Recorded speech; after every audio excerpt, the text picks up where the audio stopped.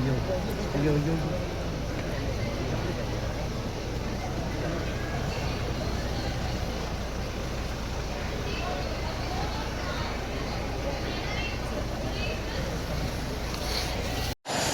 bribe or support corruption.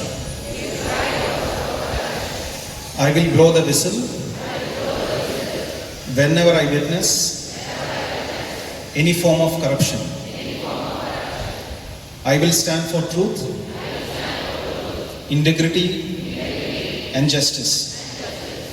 Together, we will build a corruption-free nation.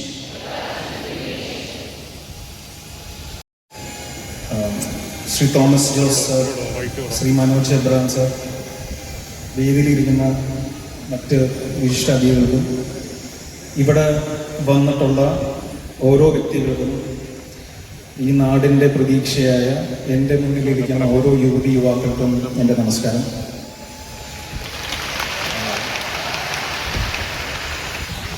എന്നാണ് ഞാൻ വിശ്വസിക്കുന്നത്.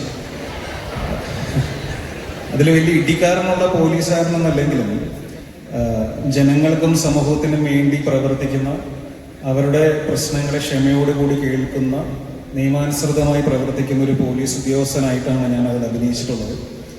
അപ്പോൾ ഞാൻ മനസ്സിലാക്കുന്നത് ഒരു സമൂഹം നിലനിൽക്കുന്നത് നിയമത്തിലുള്ള വിശ്വാസത്തിലാണ്. നമ്മുടെ ചുറ്റുമുള്ള നമ്മുടെ ഗവൺമെന്റിലും നമ്മുടെ നിയമത്തിലുള്ള ഒരു വിശ്വാസത്തിലാണ് നമ്മളെല്ലാവരും നിലനിൽക്കുന്നത്. അപ്പൊ എന്നാണോ ആ നിയമത്തിലുള്ള വിശ്വാസം പങ്കെടുത്താണ് ജനാധിപത്യത്തിൽ ഒരാൾക്ക് സർക്കാർ ജോലി ലഭിക്കുന്നത്. ജീവനക്കാരായാലും ജനപ്രതിനിധികളായാലും ചെയ്യുന്ന ജോലിയുടെ ഉടമ ജനങ്ങളാണ്. ആത്യന്തികമായി വിലയിരുത്തൽ നടത്തുന്നത് ജനങ്ങളാണ്.